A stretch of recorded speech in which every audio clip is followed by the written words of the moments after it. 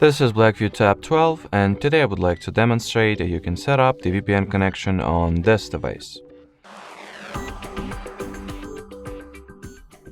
So firstly, you will need to download and install the free third-party app called TurboVPN.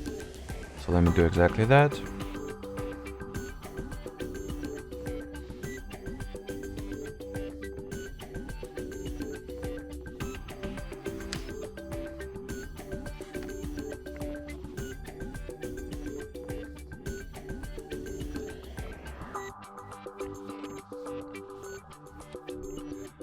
Once the app is ready, you can obviously go ahead and launch it.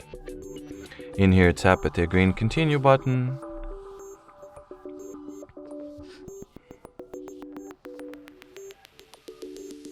Then skip this ad. And in order to connect this tablet to VPN, just tap at the caret icon at the bottom of your screen, confirm the connection request. And as you can see by this little key indicator at the status bar, the VPN was successfully connected to. While connected to VPN, on the other hand, you can reconnect to other server, country, or even city. So let's say I'll reconnect myself from Netherlands to some German server.